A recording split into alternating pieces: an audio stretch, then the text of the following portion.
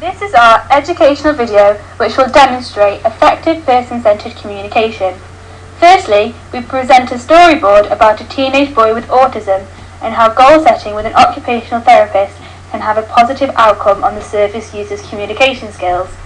Secondly, we will demonstrate bad communication in the form of a role play between an elderly lady who has dementia and an occupational therapist, then discussing how the communication could be improved.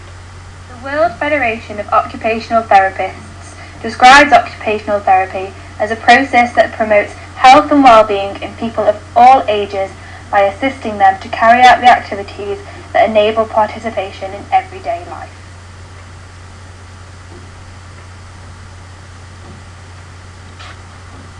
This is Milo. He's an 18-year-old boy studying at university. Since the age of 8, he has been diagnosed with autism. Autism is a condition which includes problems and difficulties with social interaction, impaired language and communication skills, as well as unusual patterns of thought and physical behaviour.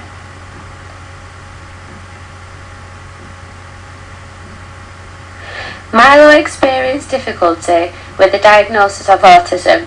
He attended a lot of tests, assessments and examinations with various health and social care workers such as paediatricians, psychologists, speech and language therapists and occupational therapists. His mum and dad were worried and confused before his diagnosis, as others frequently told them that Milo misbehaved and acted inappropriately in social situations. Milo found his childhood quite difficult. He always found it hard to make and maintain social relationships and used to be verbally bullied, as his peers at school used to call him weird and a freak. He spent most of his time by himself in his room, playing his guitar and writing music. He would become distressed and found it difficult if his routine was disturbed or changed. He liked to follow the same routine daily. Milo received relevant intervention when starting university. When he started university, he felt overwhelmed due to the amount of people. However, his main concern was the ability to make friends and socialise with his housemates. However, his issues were shortly addressed through occupational therapy intervention. Milo and an occupational therapist worked collaboratively to establish the goals that he wanted to set and achieve. These goals were developing his communication skills, which were aimed to improve his quality of life and to socialise effectively with his peers.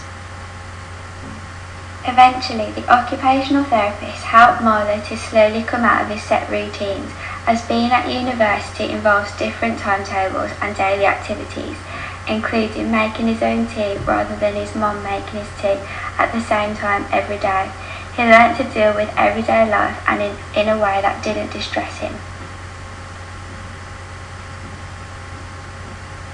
At the beginning of university, Milo chose to stay in his room to do work and didn't feel comfortable leaving his room and interacting with his flatmates. The OT then suggested organising his daily routine to ensure that he had time to socialise and complete his work. The OT set Milo a goal which targeted his social skills, and this was to join one of the university societies which incorporated what Milo enjoyed and meeting new people. Therefore, he joined the new society and met people with similar interests. The occupational therapist set realistic goals, enabling Milo to explore, achieve and maintain balance in his activities of daily living. This was through mutual agreement and collaboration.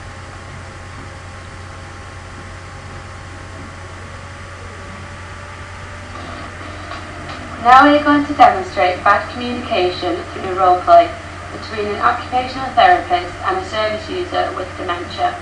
It will be based on a follow-up review, as the client lives in a care home and was having difficulty with the transaction from home to a residential care home.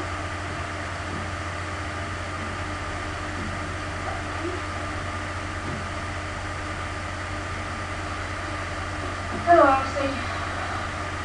Who's Elsie? You are. What's your name? Oh, I didn't know that. That's stupid of me. Right, okay then, so how are you feeling? Last time I spoke to you, I happy with you in the care home. The occupational therapist uses ineffective use of language to She should use a calmer tone of voice and avoid a sharp tone in order to make Alice feel more comfortable. Care home? No, I'm not. I'm 21 years of age. I'm a nurse. I come here to look after all these other old people around me. No, you don't, Elsie. God, how many times do I have to tell you this? You are not 21, you're 89, and you live in this care home, you can't look after yourself anymore. The occupational therapist responded in an inappropriate manner, which could cause confusion to Elsie and could upset and anger her. To overcome this, the old team should have carried on with the conversation rather than commenting on her age. Excuse me. I most certainly can look after myself. I have my own house, 32 White Cross Road, which I share with my husband. I do not live in a care home.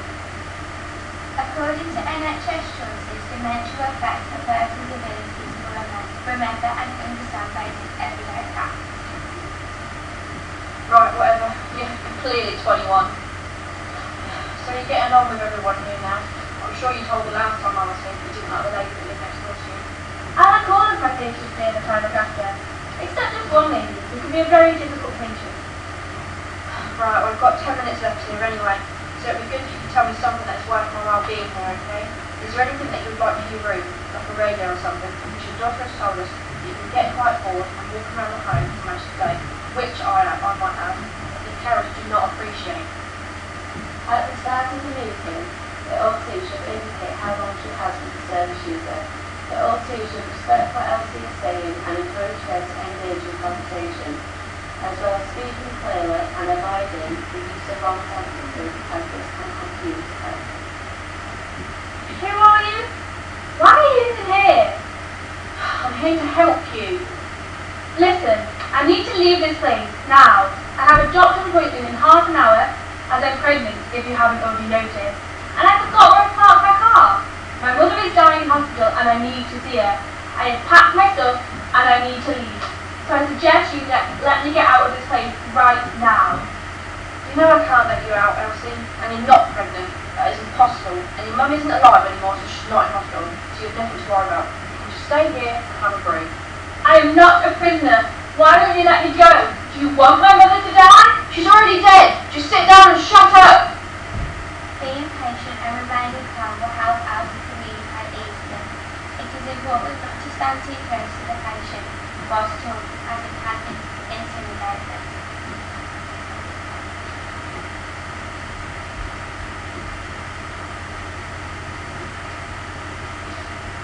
I will never forgive you for this, you nasty woman. According to Duncan, occupational therapists should use the use of therapeutic touch by gently touching Elsie's arm, reassuring her that everything will be okay. Okay, well that's great. I'm going now anyway, so have a good day, yeah? Let me come with you. I need to see my mother. So, how is Elsie being doing today? According to my notes, she appears to be a little distressed this week. No, she's doing great. We'll find her radio for next week. Sharing of inaccurate information between the MCCT. It is important to share accurate information in order to provide a high-quality service to service users, as well as maintaining the health and well-being. Overall, the occupational therapist displayed poor communication, including a media magazine which showed that she wasn't paying her full attention to Elsie, therefore had a negative impact upon the service user. If she had presented good communication skills, then Elsie might have felt relaxed, comfortable, and not as confused and distressed as she became. Overall, we have demonstrated barriers to communication someone may face, and now with the help of occupational therapy intervention, an individual could overcome these. This would not be possible without the occupational therapist working collaboratively with the client, which Creek identifies as a core skill for occupational therapy. We showed this from the service user's perspective to demonstrate the positive outcome it can have on the service user and their communication skills. We also demonstrated the effect of negative communication between a service user and occupational therapist, which led to the service user becoming distressed and upset. However, within this demonstration of poor communication, we also verbalised how this could have been improved and how communication between the occupational therapist and the service user should have been. Produced by Joanna Skull, Katie Sutcliffe, Karishma Vadakul and Abigail Reed.